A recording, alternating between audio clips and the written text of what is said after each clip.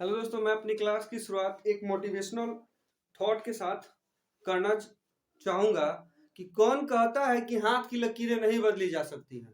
कौन कहता है कि हाथ की लकीरें नहीं बदली जा सकती है। तू मेहनत तो कर, तू मेहनत तो कर। ये लकीरें क्या किस्मत बदल जाएंगी, इन लकीरों की क्या औकात है।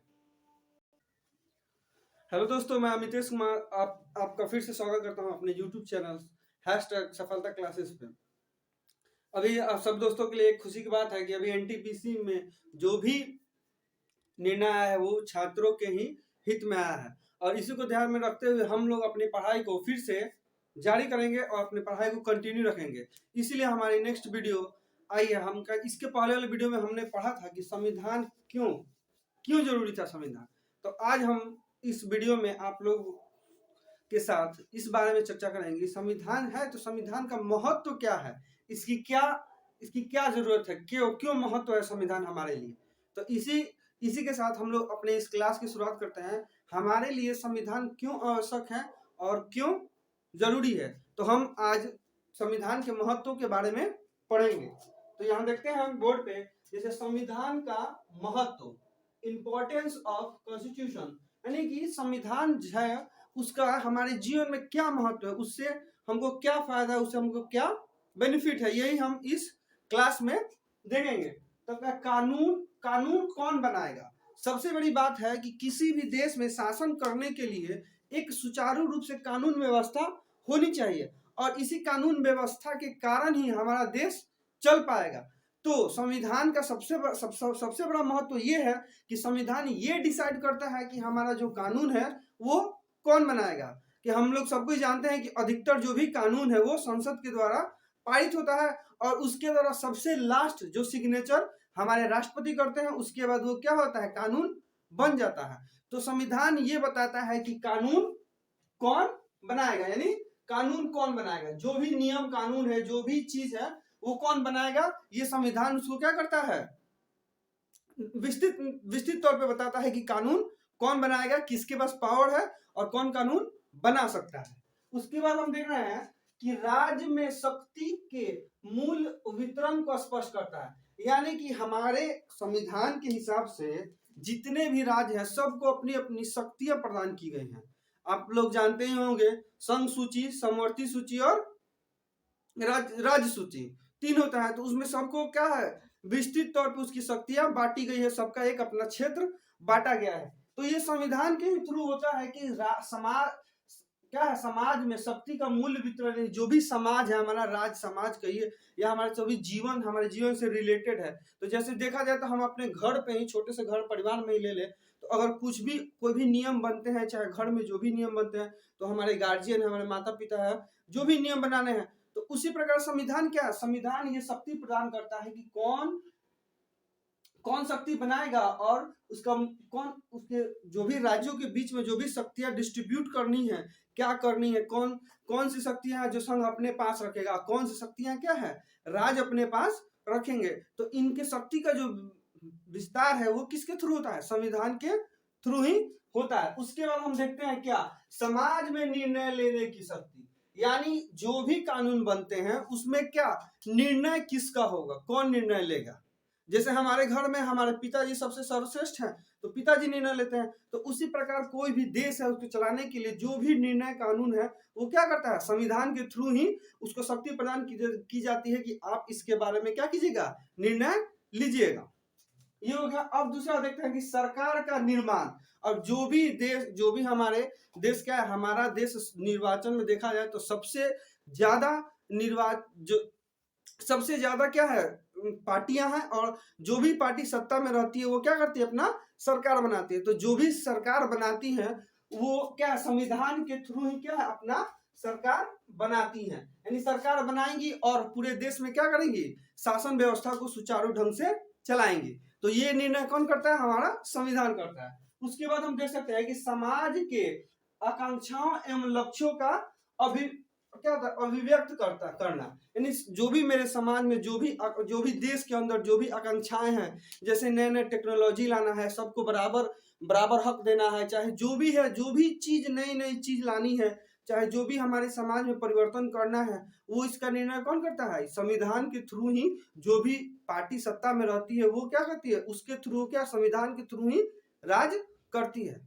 और एक और बात, सरल भाषा में अगर हम समझे तो अगर मानिए कि हमारे ही घर परिवार में कोई भी निर्णय लेना हो और कोई भी नया चीज लेना है, चाहे देखा जाए तो मेरे अगर भाई का शादी होता है तो कौन लड़की मेरे घर में आएगी शादी करके और कौन नहीं आएगी, इसका निर्णय कौन लेता है? गार्जियन लेते हैं।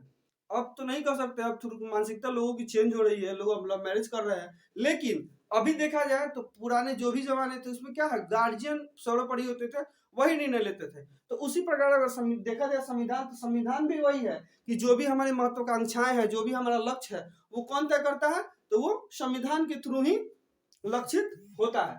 और उसके बाद देख लिया जाए तो कह रहा है कि बुनियादी पहचान प्रदान करना। जैसे बुनियादी पहचान यानी सबसे देखा जाए कि लो लेवल से हर एक आदमी की एक पहचान होती है, तो वो बुनियादी पहचान कहाँ से मिलेगा लोगों को? तो संविधान के थ्रू ही क्या उस बुनियादी उनको पहचान प्रदान की जाती है। तो किसके थ्रू? संविधान के थ्रू।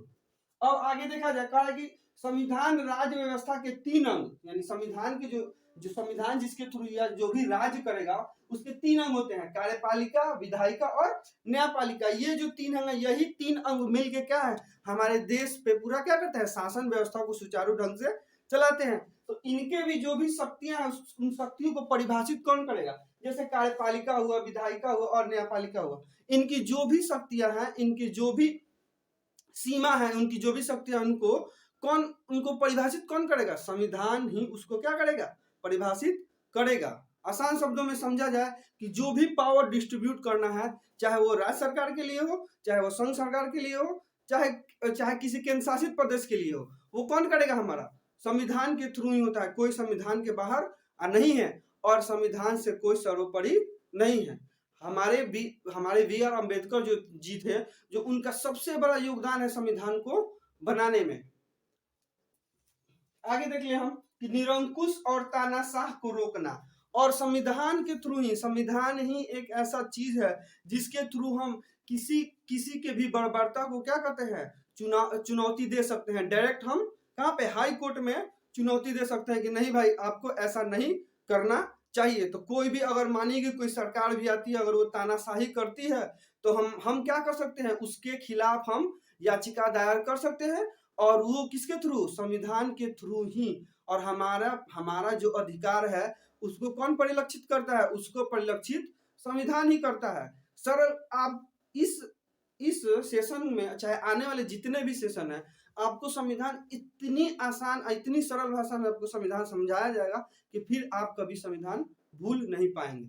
उसके बाद देखा जाए कि निरंकुश एवं तानाशाह को रोकना, ये हो गया। उसके बाद ये कहता है कि संविधान एक आईना है। संविधान क्या है? जैसे एक मिरर होता है, मिरर के सामने अगर हम जाते हैं तो हमारे में जो खामियां है, चाहे जो भी चीज है, वो हर एक चीज क्या आ जाती है, हमारे सामने आ जाती है। तो संविधान क्या है? एक मिरर का भूमिका निभाता है, जो भूत, भविष्य और वर्तमान सबकी क्या करता है, सबकी झलक उसमें हमको दिखाई देती है। और संविधान के थ्रू ही हम अपने देश में कहीं भी जाने की, चाहे अपने जाति धर्म, चाहे कोई भी हम समुदाय से बिलोंग करते हैं, हम अपने हक के लिए लड़ाई कर सकते हैं, चाहे वो कुछ भी हो।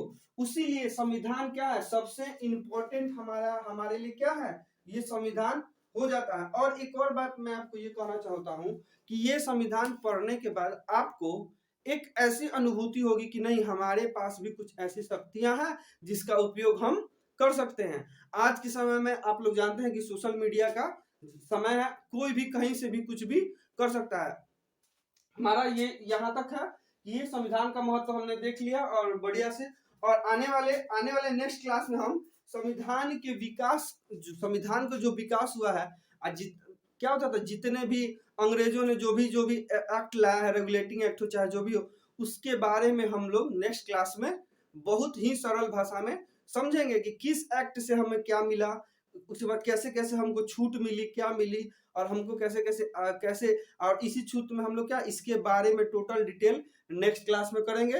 अगर आपको ये वीडियो पसंद आया हो तो हमारे क्लास को लाइक करें, शेयर करें और सब्सक्राइब करें। जय हिंद।